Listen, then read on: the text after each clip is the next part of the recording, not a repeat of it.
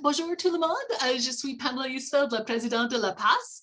Thank you for coming to our information session on the upcoming vote on the full-time presidency and the accompanying constitutional amendments. I am just going to run through this deck quickly to tell you what we're going to be proposing to you and how this will work. And then at the end, I will stop the recording, and if there is a chance, if anyone has any questions on anything else or anything like that, please don't hesitate to let me know. The deck is bilingual, so on peut poser des questions et faire des commentaires dans la langue officielle de votre choix. I will be speaking mostly in English, just for to make it less painful for everyone. But please feel free to use whatever language you like for questions and comments. Please, if you have comments while I'm speaking, I ask you to put them in the chat.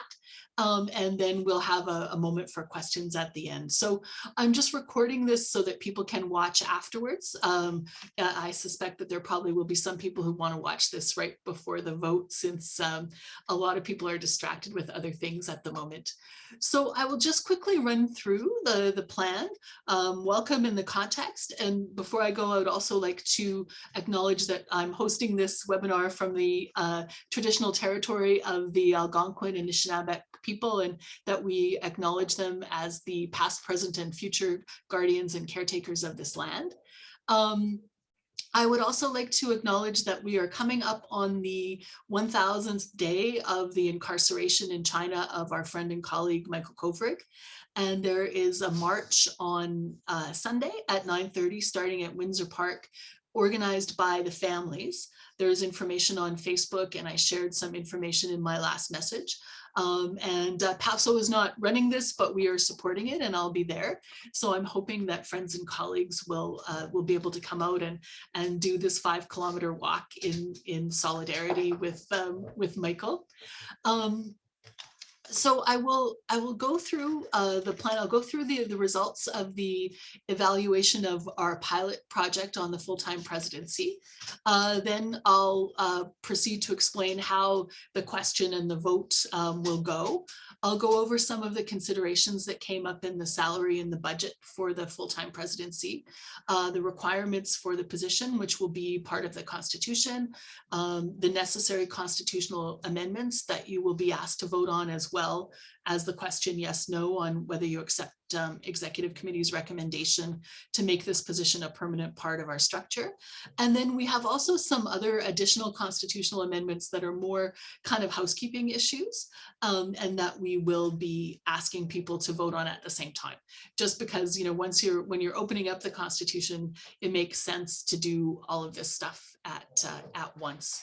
So the results of the evaluation of the full-time presidency pilot by Seasonova concluded that there was widespread support for the full-time presidency, and that having a person exclusively responsible and accountable to PAFSO was the best model for representing the members and defending our interests.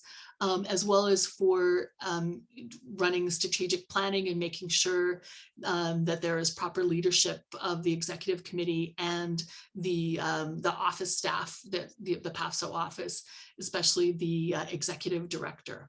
So that was what they concluded as a result of their survey of members and their interviews with XCOM and with other stakeholders. Members have shown a pattern of continued support for the full-time paid presidency model.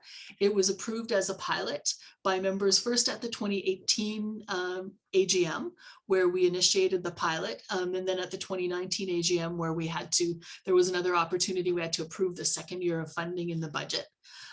We extended it by a full membership vote in October 2020, because initially it had been proposed as a 2-year pilot with this independent evaluation, and we were not able to conduct the independent evaluation in the spring of 2020 as we had planned, because COVID hit us frankly, and it hit also all the people that would have conducted that evaluation. So we asked for an extension to get us through the COVID time, and 85% of the membership voted in favor of extending the pilot by a year. And interestingly, another 12% of members voted to make the presidency permanent, like right then and there, which was not actually what we were recommending at XCOM, because we had promised an independent evaluation and we wanted to make sure that we had one. So, or sorry, that was I've got my stats wrong. It was 75% in favor of extending the pilot, 18%, or sorry, when they came to the question on whether it should be full-time versus part-time, the question was 75% favored full-time, 18% favored part-time, and then 8% still thought a volunteer model would be better. So in my opinion, 18%, the part-time model is the worst model, just because you don't get either of the benefits. You don't get the no cost, and you also don't get the independence. So I'm glad people were in favor of a full-time model. Since then, since we got the results of the evaluation, and since we opened up the question in the spring, we've conducted 3 full rounds of consultations with our members. We've got expert advice from the Institute on Governance, which is an institution that, or NGO that gives advice to nonprofits on how they should be structured, how constitutions should be written, and so on and so forth. And also from Loomis Consulting, which is an HR consulting firm that did the salary survey and gave us recommendations on the requirements for the presidency and so on. So in August, as a result of all of this, I mean, it wasn't really a big surprise to anyone who was tracking this to see how it goes, how it all, how it was all playing out. The executive committee voted to recommend to the membership that we make the full-time presidency a permanent part of PASO's governing structure. So that's what's going to happen. You're going to, on September 17th, you will be getting an electronic ballot from a company called IntelliVote. And it will, it's going to go to all regular members of PASO. And you will be asked to vote yes or no on this recommendation in one section. And then you will get another section that will lay out the constitutional amendments, the enabling amendments. And in there, you'll be given the chance to, vote yes or vote no, like to the whole package, or to go clause by clause. So that's where there will be things, that's where there will be the requirements of the office, the terms, and so on and so forth. So you have an opportunity to vote on each individual section if you want, but we're going to get a clear result on whether the presidency is a part of our governance structure or not. So at the same time, we may need to, if we do need to have elections, if we have more candidates than positions for the executive committee, we will have those at the same time. And you'll notice that that this is a little bit later. If you were at any of the consultations earlier in the summer, we were going to have this this vote right at the beginning of September, but we've pushed it back a little bit, partly because we needed to extend our nominations for executive committee. We had, as of last week, we had only a few nominees for 10 positions. So we decided that we had time. We opened the elections for another week. And now it looks like we're going to have a full slate. So that's good. If you're interested in being running for the executive committee, you have until tomorrow tomorrow, sorry, today's Thursday, to submit your nominations. But I think that we're good for now, so that's good. It was worth opening, and we just want to have the vote, the electronic vote, like on everything all at the same time, frankly, just to be responsible about costs, because it costs quite a bit of money to have this company do this. They have to have a helpline in case anybody can't figure out how to vote, and it can add up. So we don't want to be running multiple votes. We want to do it all at the same time.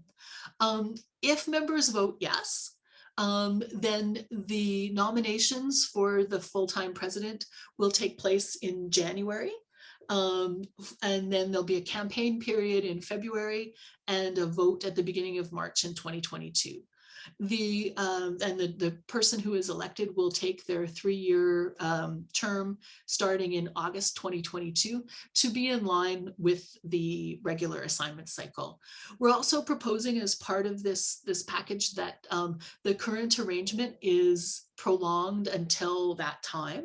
So that would mean that I have a current service agreement with PAFSO, that I would stay with that current service agreement until August, when the permanent full-time presidency provisions would start. Just because we can't have, we don't want to have a gap in that job. One question that kept coming up that was really the main concern from members during the whole consultation period and during the evaluation was the cost. Because making this salary an extra, like it's adding a position basically on a permanent basis to PAFSO. And right now the current cost is $142,000 plus benefits, which adds up to $160,000. And that is my salary, replacing my salary at the top of the FS4 pay scale. So, the reason that it was done this way was it was the simplest and most efficient way of getting somebody in place in the pilot. And quite frankly, I was not going to take a pay cut. So, the deal with PAFSO was that they would replace my current salary and pay my benefits as normal, into my pension and so on, like the employer normally would. So during the pilot, we received authorization to draw on our reserves if we needed to, but we never needed it. We always managed to cover the salary in the within the operating funds. So we've run the numbers, and our current projections allow for funding this salary plus all of our staff, including the director of administration position, where that incumbent has actually been absent for a couple of years on sick leave. And we were not sure what was happening. Turns out she has announced her retirement, so we're going to replace that position. We're going to do a proper recruitment and everything for that position. We can do that from our annual income from our current dues, so without asking members for any increase. Bottom line, we're in pretty good financial shape, even with the extra cost of that salary. But the question came in when we did our salary survey. Our consultant found, he did an extensive comparison with other unions, other public sector organizations of comparable size and comparable benefits plans and so on, and found that the actual average salary for the responsibilities and level of the position before benefits was about 165 grand. And the question then came in saying, well, what do we do about that? Because should the president earn more than the best paid member? And in my opinion, and the opinion of the others that came forward for the consultations, and the opinion of the executive committee, no. So what we are proposing in the amendments is that the salary of the president is fixed at the top of the FS pay scale. There was also a question of whether we should just replace the president's salary at an acting level. So it's basically, you get what you would get if you were working as an FS in GAC or in IRCC. But, I don't think that's fair either, because the responsibility of the president are the same, regardless of the level of the position. And so somebody doing the same work as me, I think, should get the same salary as I've been getting. So that's why we came up with that as the top of the pay band. It has a whole bunch of advantages in the sense that it's an incentive for the president to get a better deal for the members, because if they want a raise, they have to get you guys a raise. And it also, it keeps that comparability and makes it easier also to negotiate with our own staff and to keep that perspective. I mean, we have included in the provisions a clause in the Constitution that says if the salary question ever needs to be revisited, the executive committee will seek the advice seek independent expert advice and consider the salaries of other unions, other organizations, and the salary of the members in selecting, in determining any pay increase. So that's just a little bit of protection for future generations, that, you don't get somebody in there who, for whatever reason, kind of manages to bully and say, well, I should be getting a lot more, and can basically, run up a higher salary. We're setting some criteria for what will go into determining the president's salary if it's necessary to change anything. So that, I think, is an important thing. The other thing that came up that needs to be in the Constitution, like at least the broad lines of this, are the requirements for the position. So after discussions, we're recommending that the person has to be a substantive FS who meets all the conditions of employment for the FS group. So that includes, security clearance, bilingualism, all of those things. They must have served abroad in a position governed by the FS collective agreement for a minimum of 12 consecutive months in the 10 years prior to their nomination for a first term. So, I'll get to it in a minute, but we're proposing that a person could do no more than 2 consecutive terms, run for one re-election before they'd have to step aside, and they could come back, but someone else would have to get a kick at the can in the meantime, because we don't want barnacles, right, of people who are staying forever on in the job. And so, if someone, we said in the 10 years prior to nomination for their first term, because if someone crosses the 10-year mark while they're in office, we think, it's still fair that that person has the opportunity to run again. We also want to note that the person, we've also specified in the Constitution that the person has to be based within reasonable daily commuting distance of the NCR for the duration of their terms or terms. This is not going to be a work from anywhere type position. We specified reasonable daily commuting distance because, again, for future generations, who knows, there may be a rapid train from Toronto or something like that, which would mean somebody could get to a meeting in an hour, in which case, that would be up to the membership and the executive committee to decide if that's reasonable. But, what we're not going to be able to see is someone who's saying, hey, I could do this from the Bahamas or whatever. It's the position requires being based in the NCR. There's too much face-to-face and political kind of tasks that need to be performed. So again, it's a 3-year term with no more than 2 consecutive terms for a total of 6 years. You'd have to wait at least 12 months before running again. If there's only one candidate, an acclaim, which would normally be an acclamation, we propose to release the name. The procedure will be to release the name and extend the nominations to allow others to come forward. I think we specified a week or 2 weeks, something like that, to allow maybe 10 days. I should look that up, but a period for other candidates to come forward. And then if no one comes to run against that person, then that person would be acclaimed. So that's just a way of making sure, in case there's a single candidate who horrifies everyone, to give the membership a chance to do something about that.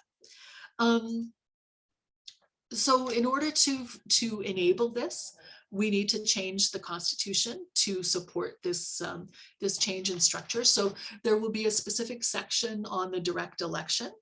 We also need to create an election committee, a nominations committee that would vet the nominations for president to make sure, that everybody's a substantive FS, that you've served abroad in an FS position in the last 10 years, which, that means that, hey, if you've been in acting EX positions for the last 10 years, you would not be eligible because you haven't been governed by the FS collective agreement, even though you might be a substantive FS, and that you have all of the other requirements. We also need to specify that the president, who would be on leave without pay from their position, is still paying dues and is considered a regular member because, since they're not being paid by GAC, like the way it's written now, we need to account for that. We also are proposing to modify the provisions for the executive committee so that the president is not considered, does not count toward the quotas for the streams. And so that would mean that the executive committee would be still a total of 15 people, but 14 people plus the president. And that means we'd be reducing the available numbers of members at large to 4 from 5 as it is now. The other amendments that we are proposing to do at the same time are adding mention of PASO values, including diversity, equity, and inclusion, because those were not on the agenda back when our founding, I hate to say it, it really was founding fathers were creating the Constitution back in 1967. So we want to just spell that out, that that is a guiding principle of how we work. We want to formalize the current practice that the president is vice chair of the collective bargaining committee. And we want to amend the reference in the collective bargaining section, which now says that the executive director chairs the collective bargaining committee, to say a senior labor negotiator, which would allow for flexibility while maintaining the need for a labor relations expert rather than a member to lead the negotiations. And it also allows for possible changes to the title of the head of the secretariat, and just, in response to our advice from the Institute on Governance, they were saying, it's not really good practice to specify staff titles and things like that in your constitution, just in case, what if we decided that we didn't want to say executive director, we want to use the title chief operating officer or something like that, then, this allows for that. It also allows for theoretically, maybe hiring an external person if for whatever reason the executive committee decided that that was what was necessary without violating the Constitution. And then we also just want to make it explicit the normal standard practice for nonprofits and things like this, which is that the president is an ex officio member of all committees. So we just want to make that clear. That is it. As far as I can tell, I have not seen any questions in the chat. So does anyone have any questions or comments that you would like to make? You can use your little hands to put up your question if you like, and I can unmute you, or you can type them in the chat and I can respond to them that way. Can I get my hand up? Hand up. Oh, Lori, go ahead. Can you hear me, Pam? Yes. Sorry. One question, probably unlikely, but what if no one applies? What if there's no one that comes forward and the person that was in there is either done their 2 terms or not interested in a second term? Sorry, that's a good point, and I should put that out. I'll add this to the deck that we circulate. So we have a provision where the incumbent could be asked to extend for 1 more year, which would not count toward the 6-year limitation. And then, the executive committee would conduct outreach to make sure to scare up another candidate. We have a provision as well where the executive vice president can take over the duties of the president for a period. Originally, we say a period up to 90 days. And then beyond 90 days, they would work with the executive committee to decide on an honorarium or whatever arrangement would make sense for them covering those duties. I mean, hopefully that should be a rare occurrence. I mean, part of my job, so full disclosure, I will most likely run for the next round just because there's still a bunch of things that I would like to complete. But, if there's somebody else who comes forward and, I look at them and say, you're better than me, I'll step aside. Part of my job over the next little while is really going to be trying to, solidify the working relationships with the office and make everything very clear, get all the right pieces in place so that whoever comes in will really see that, this is a very cool job and be able to actually do the job properly, do the focus on the outreach and on all the political side on negotiations and so on. Rather than, the last couple of years, aside from, COVID hopefully will settle down. And then, really what I've been doing is a lot of stuff on the governance side, trying to get proper mechanisms in place and make sure that we're structured properly and so on. And that hopefully that will be settling down. So that, I think the job should be very interesting to people. And it'll be part of my job to make sure that it is. And also, to try to identify people who are coming forward for executive committee or getting involved with PAFSO, trying to identify people who would be good candidates. Does that answer your question? I'm not seeing any horror. Describe the roles and responsibilities of the president. So the roles and responsibilities of the president are in the current constitution, and they will remain the same. The president chairs the executive committee, takes on the duties of all the normal duties of a presiding officer, and effectively leads the political side of PAFSO, the outreach and advocacy and engagement piece of the pie. The executive director is responsible for labor relations, the expert side of the house, the technical side of the house. We deliberately, as executive committee and as president, we don't get involved in individual member grievances, largely to protect members' privacy, because we could be your colleagues, right, in a different job. It's not like with some of the bigger unions like PSAC or, PIPS or some of those. I mean, they have a shop steward system, but that works for them because they have so many more members. We being such a small community, we don't think that it's fair that, people who could potentially be your colleagues in a mission or something should have access to a responsibility for that level of information. And also, we're not the experts. I have a sort of a common sense, I think, understanding of how things work, because I am, because I've been in the department for a long time. But quite often I'm finding out from my labor relations advisors that, it's actually common sense doesn't apply here. So,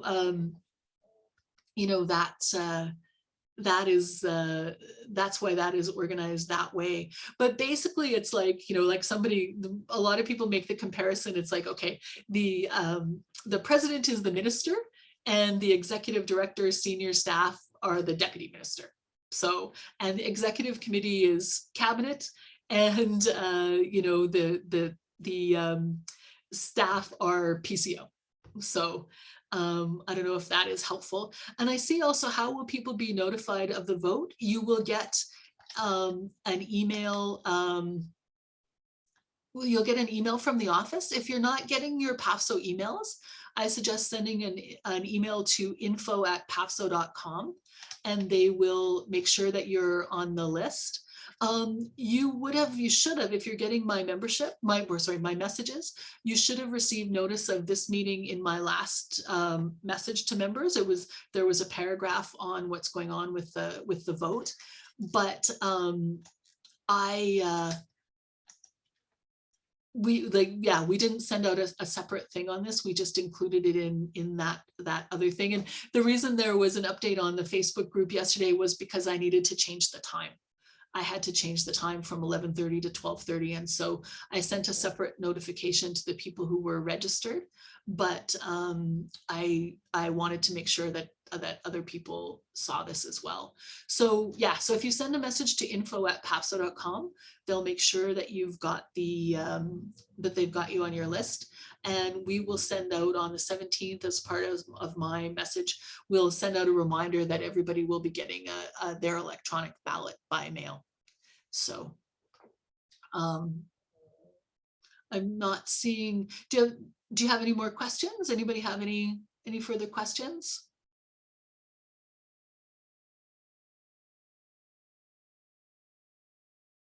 I am not seeing any, so I will thank everyone. Oh, I see something in the chat.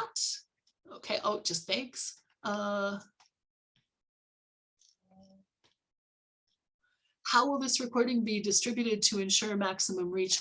Well, it'll be distributed the normal way we distribute these things, which is we post them on my PAFSO. We post them on our YouTube channel. And I will post on Facebook as well, and in my message, you know, the location of the recording so that people can come and watch it. We will also, when we send out the notice of the vote, we will include the package of, you know, exactly all the constitutional amendments and everything, so people can see what will be on the ballot before they're actually logged in and being pressured to vote. But if you haven't seen our YouTube channel, that is always a very good source of information. All of our meetings and information sessions, breakfasts, and so on are recorded and posted there. So that is a good place to catch up on anything that you have not seen. So if are there any more questions or comments? I'm not seeing any, so I will stop the recording. Thank you, everybody, very, very much.